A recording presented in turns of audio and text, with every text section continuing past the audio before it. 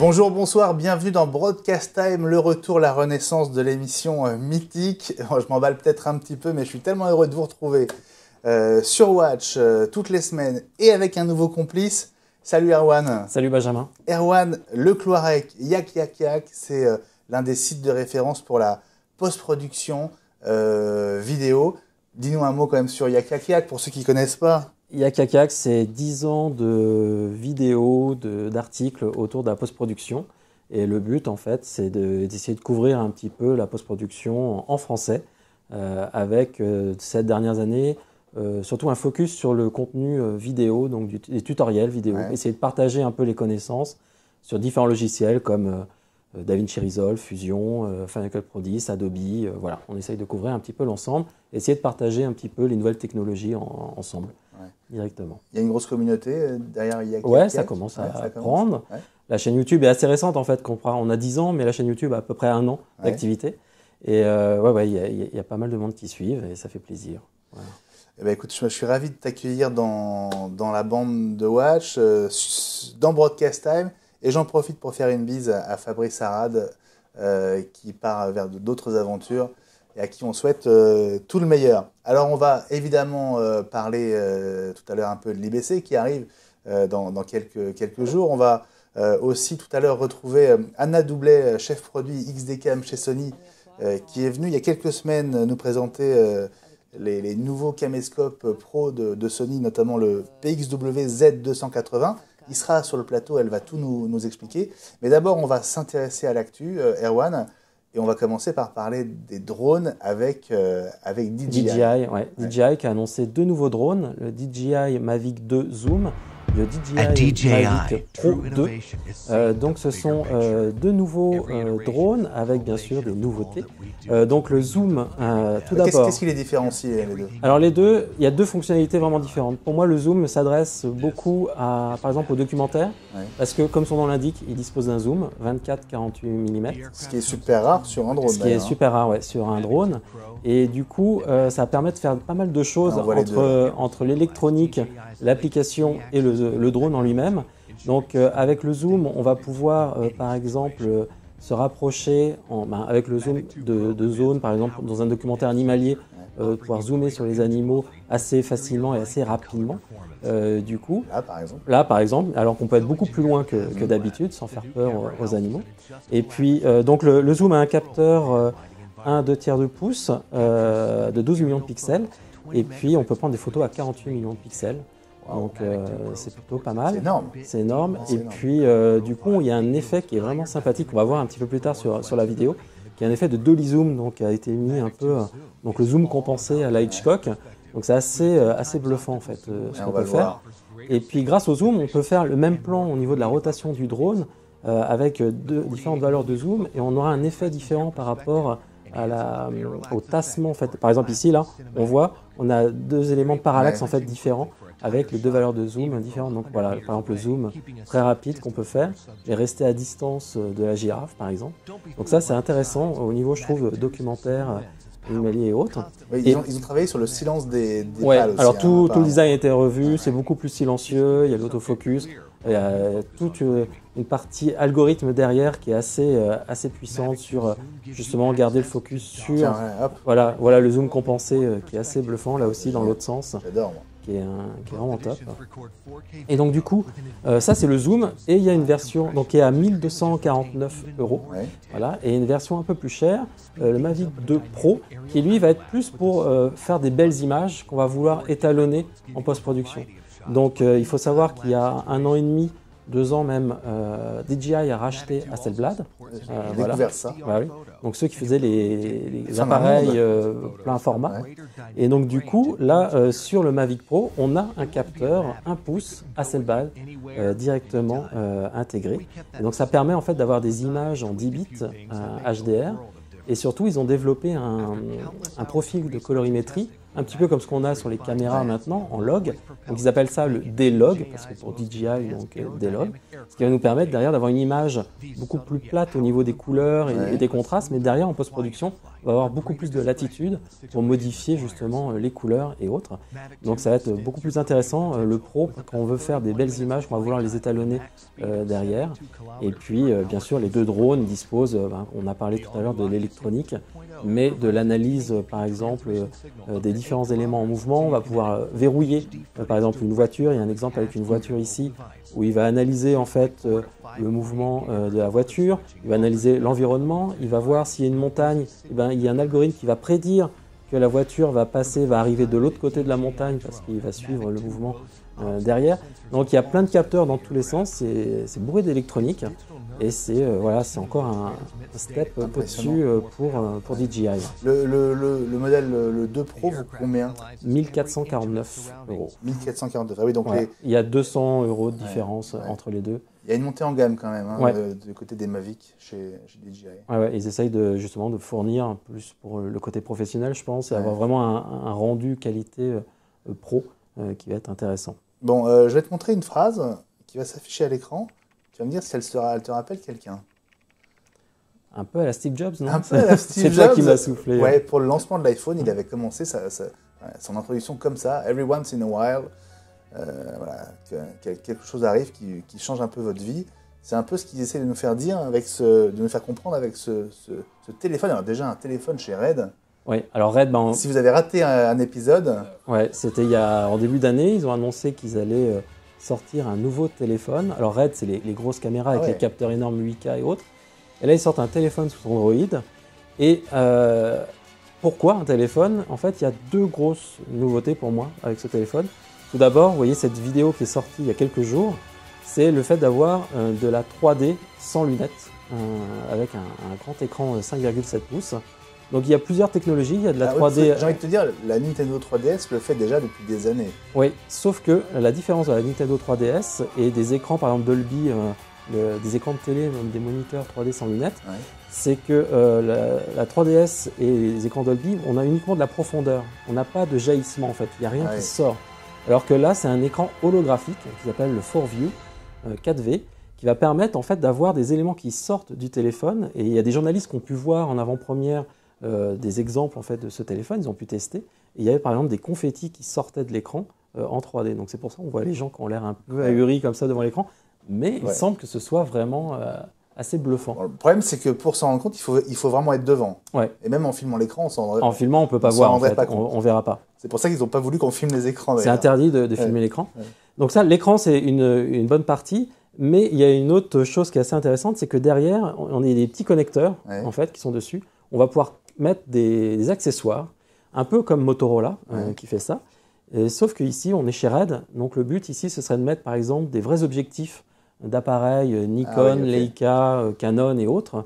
Donc le but, c'est d'avoir du très haut. De toute façon, il s'adresse vraiment pour le professionnel, c'est pas pour le grand public. Parce que quand je vais annoncer les prix, ça va faire un petit peu mal. Il y a deux modèles. Un modèle aluminium à 1295 $ hors taxe, sans les frais de transport, donc sans la TVA. Et il y a le titanium à 1595 $ hors taxe. Pareil, sans frais de transport, sans frais de manutention, ainsi de suite. Donc voilà, on va taper vers les 1800 pour la version titanium. Dessus. Par contre, ils vont décomplexer Apple avec. J'ai peur. J'ai peur. Faut pas faire ça. Faut pas faire ça. Ce qui va être intéressant, donc, ça va être de pouvoir filmer avec cet appareil en 3D. Et justement, il y a une fonctionnalité qui est intéressante, c'est le vidéo chat holographique. C'est-à-dire qu'on va pouvoir se filmer entre deux téléphones Red et se voir en 3D holographique. Donc ça pourrait être aussi assez intéressant. Et puis au niveau du son aussi, ils ont beaucoup travaillé sur le son pour avoir un effet surround avec deux haut-parleurs. Et il paraît que c'est assez bluffant. Super. Même avec le casque, on a l'impression d'avoir un son vraiment surround autour. Bon, on a hâte de tester ça dans Broadcast Time. On a hâte. Ça a été annoncé donc pour normalement au printemps. Après, ça a été reporté au mois d'août. Et là, c'est reporté à l'automne. Mais ça devrait arriver à l'automne. Il faut savoir que la FCC, donc l'organisme qui autorise la commercialisation aux États-Unis, a validé le téléphone donc, depuis début août. Donc normalement, c'est bon. C'est bon. Voilà. Bon, je vais te montrer une bestiole que tu as eu la gentillesse d'apporter en vrai, Erwan. C'est le eGPU Blackmagic Design. On en a parlé assez longuement dans iWeek. Donc, si vous avez raté cette présentation, je vous renvoie au premier épisode de la saison. On en reparle parce qu'on sait que dedans, la carte n'est pas amovible. Ouais. Et il se trouve qu'NVIDIA a donné envie de s'équiper de nouvelles cartes graphiques. Exactement. Donc, cet été, il y a eu 2 conférences faites par NVIDIA. Donc, il faut savoir qu'ici, c'est de l'AMD, parce qu'Apple s'est associé beaucoup avec AMD. Et là, le concurrent NVIDIA a lancé en fait une nouvelle génération de cartes graphiques, que ce soit pour les professionnels ou le grand public. Donc, pour les professionnels, ça va être les cartes Quadro. Donc, on a l'habitude de voir les cartes Quadro dans les stations de travail. Et pour ici, cette nouvelle génération, on passe du processeur Pascal au processeur Turing. Ouais. Alors, qu'est-ce que ça apporte? Le processeur Turing, vous le voyez à l'écran, ça apporte en fait les réflexions, le ray tracing en temps réel. C'est-à-dire que tout ce que vous voyez ici, c'est généré par une carte Quadro en temps réel. Donc, toutes les réflexions, les effets de lumière et autres sont sur entièrement sur les casques, sur les effets d'ombre, vous voyez, un peu floutés, adoucis, c'est en temps réel aussi. Donc tout ça, c'est géré directement en temps réel par une seule carte Quadro derrière. Et donc du coup, pour les professionnels, il y a 3 nouvelles cartes Quadro qui sont disponibles, la RTX 5000, 6000 et 8000, les prix allant de 2300 à 10 000 euros. Il faut savoir en fait que c'est le nombre de processeurs de puissance graphique. Alors, ils ont inventé une nouvelle norme en fait de puissance. Ils appellent ça les gigaRays par seconde. Voilà, donc c'est assez facile maintenant. Voilà, c'est une nouvelle échelle, donc on ne peut pas comparer auparavant avec d'autres parce que c'est pas comparable. Mais globalement, voilà. Donc 3 nouvelles cartes pour les professionnels. Il faut savoir que ça a été annoncé en partenariat aussi avec des éditeurs et des constructeurs. Donc tous les gros éditeurs comme Adobe, Autodesk, Blackmagic, justement, vont supporter ces cartes RTX. C'est pas ça la carte, rassure-moi. Non, non. Alors ça, c'est justement à partir de la carte, on en met plusieurs et ça fait des render farms. Donc par exemple, pour le cinéma, pour faire de l'animation, on va pouvoir... alors, ils ont développé un serveur RTX, justement. On vient de le voir. Alors ça, c'était l'ancien. Là, et on va voir, il va passer sur...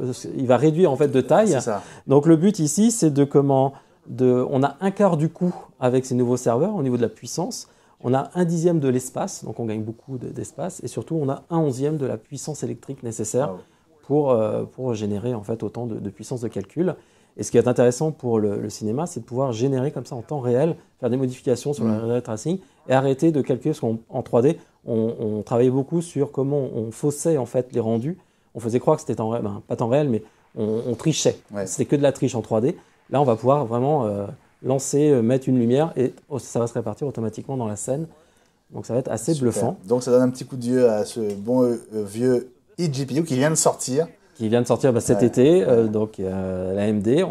Donc le gap entre AMD et NVIDIA maintenant est assez grand côté professionnel et même au niveau personnel parce que pour le grand public maintenant on a une nouvelle carte GeForce qui sont arrivées aussi 2080 qui aussi mettent la barre très très haute. Bon. Merci Erwan pour ces news. Comme promis, on va s'intéresser à ces nouvelles caméras Sony. Je vous l'ai dit il y a quelques semaines, Anna Doublet de Sony France est venue sur ce plateau pour nous présenter la grande sœur de la 190, c'est-à-dire la PXW Z280. Et on la retrouve tout de suite dans Broadcast Time.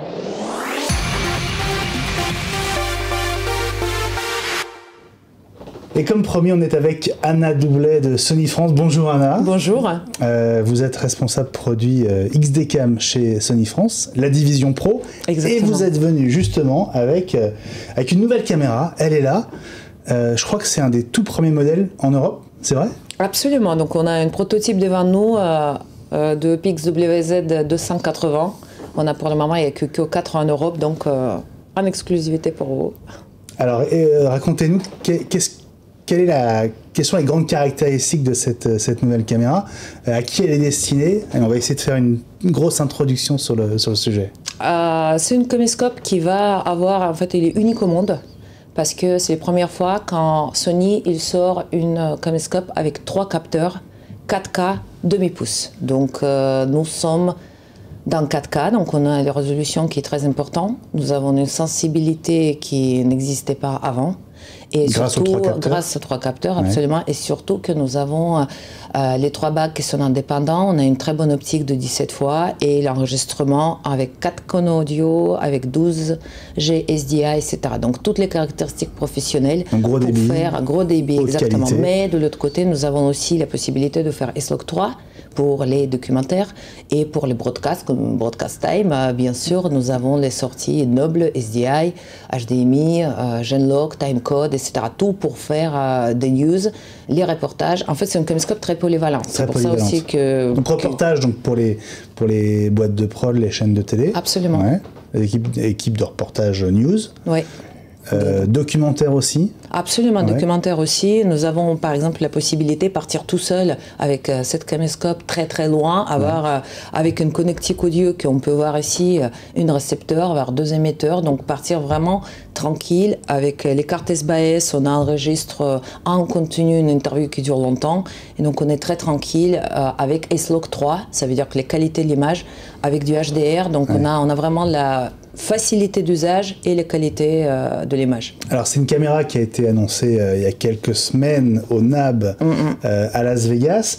Peut-être qu'on peut tout de suite dire quand elle sera disponible en France. Vous l'attendez pour quand? Alors on prévoit les sorties au mois de juillet, donc assez rapidement. Parce qu'il remplace le modèle PXW X200 qui est utilisé déjà dans beaucoup de chaînes télé en France et pas que. Ça parlera beaucoup de monde. Si on parle de la X200, ça parlera beaucoup de JRI notamment et de cadreurs. Et comme au niveau du menu, au niveau de réflexe, on reste exactement dans la même, avec beaucoup d'améliorations, comme je dis. Les personnes qui déjà utilisaient la X1, X3, X200, il va retrouver tous les réflexes. Alors, puisqu'on l'a sur le plateau, on va en profiter, Anna. Oui. On adore mettre les doigts sur les boutons. Est-ce que vous pouvez nous la présenter, puisqu'on l'a là vraiment en gros plan. Quelles sont les principales caractéristiques et les fonctions qu'on retrouve sur cette caméra?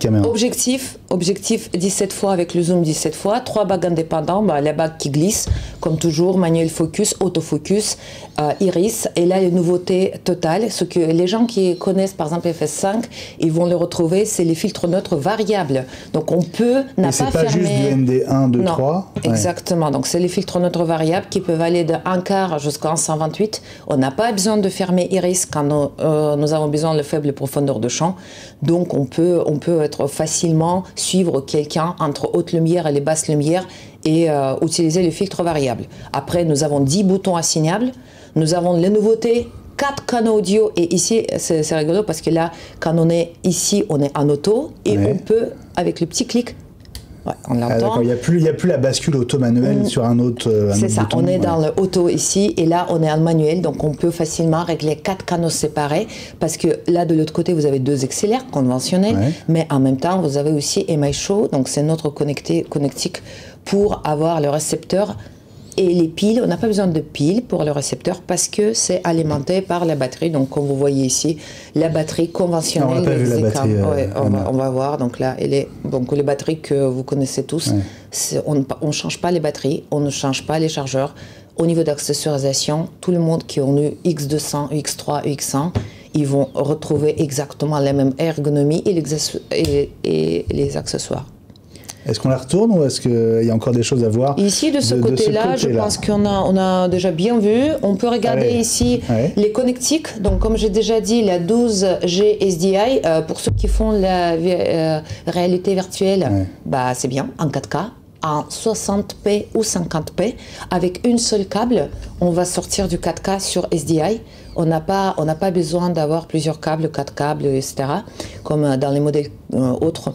Ici, vous avez aussi RG45 pour transférer les files. Une fois terminé, on peut le faire. Les fichiers, c'est ça, les fichiers, exactement. Et ici, vous avez USB 3. Et là, l'innovation, c'est juste là. On a USB 3, d'ailleurs double ici et un tout petit peu ici là-haut. On le voit pas là. Là, c'est bon. Donc, on a double USB pour 2 choses. Le premier, et ça, les cadreurs, ils sont contents parce qu'on n'a plus besoin d'avoir un PC ou le Mac avec nous. Parce qu'on peut connecter une disque dur externe, SSD ou HDD, et on peut transférer le contenu des cartes directement sur votre disque dur, sans passer par PC. Du coup, on peut utiliser une seule carte. Décharger les cartes. Décharger directement. Donc on fait copie les cartes de la caméra directement sur un disque dur. C'est ça, absolument. Attention, on ne peut pas enregistrer sur disque dur. Oui, on peut juste transférer.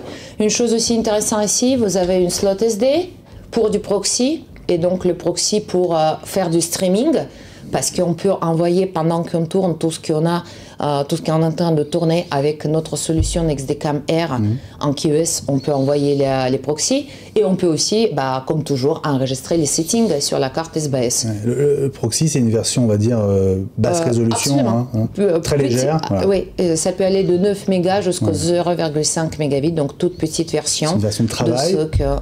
Mais qui permet éventuellement de faire de la diffusion Internet aussi. Ah si, bien sûr, complètement. Oui, diffusion Internet. Et là, on va les retourner. Alors, je vais montrer ici. Là, vous voyez pour la première fois... bien à place, parfait. Donc là, on a un peu de lumière, on voit. Ici, on a une joystick. Et là, c'est une innovation également, parce que ce joystick va nous permettre de faire accès direct au menu sans passer par la reconnaissance de menu. Par exemple, tu cherches une fonction pour changer les balances de blanc. Avec le joystick, directement sur l'écran, on va avoir par exemple les températures de couleur, et par les 100 degrés, on peut l'augmenter ou diminuer. Et ça, c'est très pratique parce qu'on n'a pas besoin de passer par le menu. Donc là, on a le joystick qui est ici. C'est très facile à utiliser. Et on a aussi le petit... Là, Connecting Link remote. Et ça veut dire que c'est une caméscope qui est parfaitement adaptée pour les mini-studios. On peut piloter jusqu'aux 3 caméras en même temps avec notre Remote Link RM30BP. Et là, on fait une vraie studio. Parce qu'on peut avoir le tally, donc le petit liseré qui va nous... On va savoir qu'il y a la caméra qui est à l'antenne. Exactement, en rouge, en jaune ou en vert. Si on est à l'antenne, on est en rouge. Et là, on peut piloter 3 caméras. Et avec notre mélangeur MCX500, nous pouvons avoir enregistrement en HD, ceux qui sont en train de, par exemple, enregistrer avec vous, et nous pouvons en 4K avoir l'enregistrement à l'intérieur du caméscope. Du coup, on a la même production en même temps sur les 2 supports, sur les 2 formats.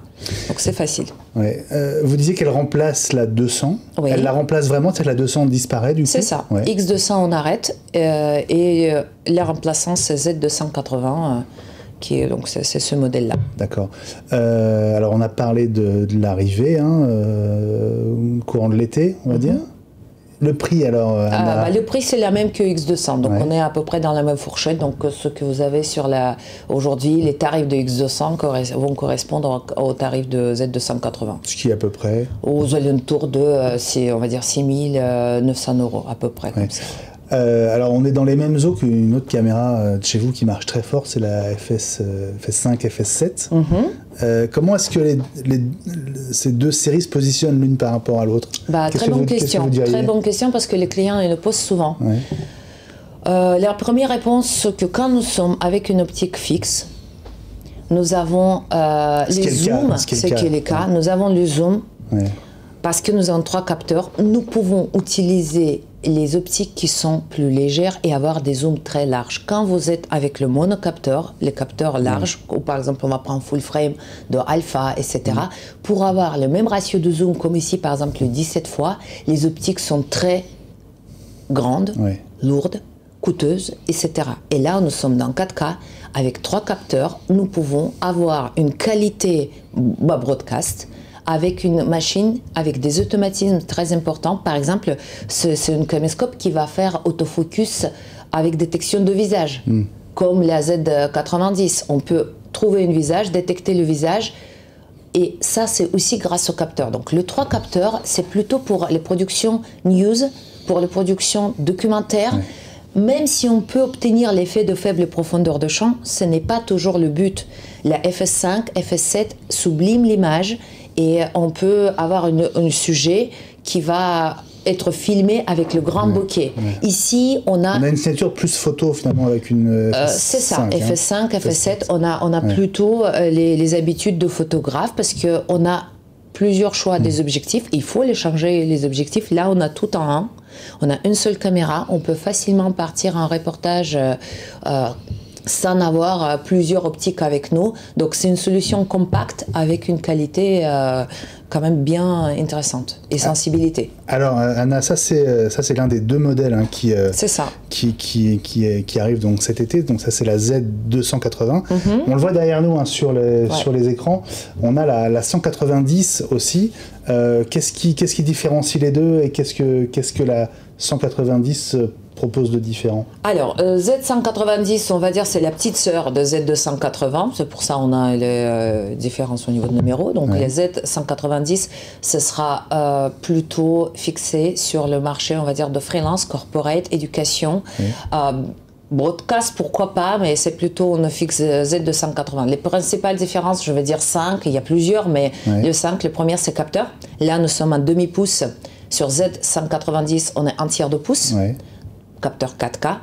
Ici, on a enregistré un intra, en 600 mégabits en 4K sur 4.2.2.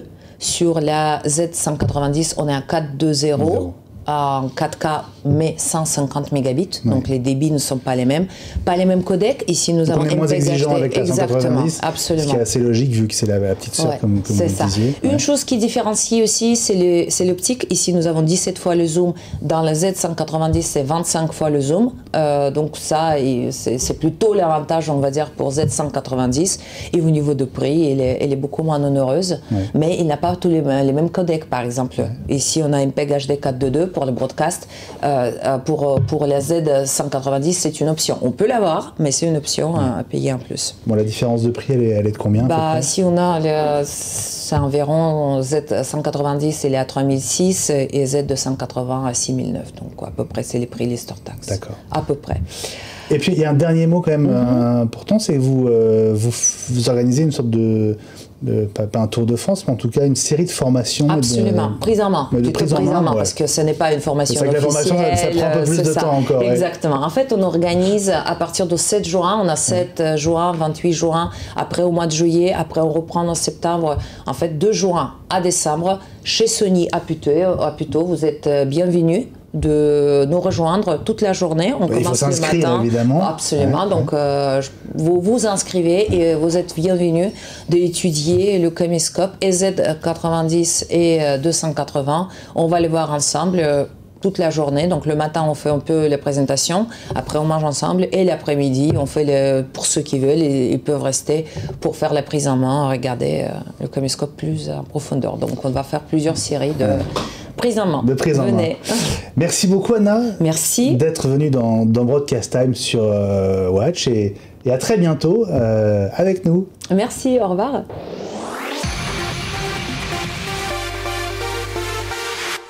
Voilà, une caméra qui intéresse notamment des gens comme nous, hein, parce que c'est typiquement le type de caméra de reportage idéal pour ce qu'on fait. À propos de caméra, un mot Erwan sur l'une des stars de l'IBC chez Blackmagic. Ouais, bon, on pense que ça va être la star de l'IBC. C'est la Blackmagic Pocket Cinema Camera 4K qui a été annoncée au NAB dernier et donc qui devrait être disponible autour du NAB. Et donc durant ces derniers jours, Blackmagic tease pas mal de choses en fait sur son Twitter et a prêté en fait la caméra à 2 réalisateurs, Mark Wyatt et Andreas Neumann, qui ont pu tester la caméra. Alors vous allez voir, il y a 2 exemples. Le premier, donc c'est Andreas Neumann ici qui a filmé de 5h du matin à midi donc des montgolfières. Et c'est pour montrer en fait l'aptitude de la caméra à gérer justement la lumière, la luminosité, bien sûr, parce que c'est une caméra qui va être capable de gérer le HDR et donc il y a une taille qui est une taille restituer les ambiances. Et qui a une taille de capteur donc de 4 tiers. Qui va permettre de monter, donc il y a 13 stops au niveau de la caméra. On va monter au niveau des ISO à 25 600 ISO. Donc voilà, on va pouvoir vraiment avoir une grande latitude au niveau de la lumière. Et puis ce qui est intéressant aussi, c'est au niveau du support. Donc ça supporte les cartes SD et les cartes UHS SD, donc 2, qui sont beaucoup plus rapides, les CFast 2.0 aussi. Et ce qui va être intéressant, c'est qu'il y a un port Thunderbolt 3, un USB-C, qui va permettre de mettre un disque dur SSD externe directement sur la caméra. Donc ça va être intéressant de voir comment ça fonctionne. C'est la deuxième vidéo. Ça, c'est la deuxième vidéo. On voit sur tous les détails au niveau de la texture. Alors là, on l'a réencodé en 1080, mais elle existe bien sûr en 4K. Si vous allez sur le site de Blackmagic, vous verrez ces images en 4K. Et ce qui est intéressant aussi, c'est qu'il y a un support HDMI full, c'est-à-dire sur la caméra, donc plus de mini HDMI. Il y a du mini XLR, donc on va pouvoir brancher des prises XLR directement sur la caméra. Et puis au niveau des codecs, donc ce qui a été annoncé au NAB, c'était du ProRes 4K à 60 images par seconde, et sinon des fichiers RAW à 30 images par seconde. Et on attend de savoir si Blackmagic va supporter l'Apple ProRes RAW sur cette caméra. C'est ce que tout le monde attend. Alors soit est-ce que ça va sortir plus tard avec une mise à jour du firmware, soit sinon on va pouvoir attendre. En tous les cas, dernier petit point, c'est qu'il y a une licence de DaVinci Resolve full avec la caméra offerte, bien sûr pour étalonner, monter ces images. Et combien elle vaut? Elle vaut un peu plus de 1000 €? 1500? J'ai oublié de noter. On va mettre un bandeau, c'est pas grave. Le bandeau là vous dit le prix, voilà. Oui, je crois que c'est anti-sèche. Ouais, je crois que c'est 1295, un truc comme ça. Bon, c'est pas grave, on va aller réviser les listes de tarifs à l'IBC, puisqu'on y sera tous les deux pour Broadcast Time. Donc rendez-vous mi-septembre sur Watch avec plein de contenu qu'on va vous rapporter des Pays-Bas. Salut Erwan. Salut Benjamin. Merci d'être là, ça fait très très plaisir. De rien, puis à la semaine prochaine. À la semaine prochaine avec grand plaisir. Mardi 20h sur Watch, le retour de Broadcast Time. Salut à tous.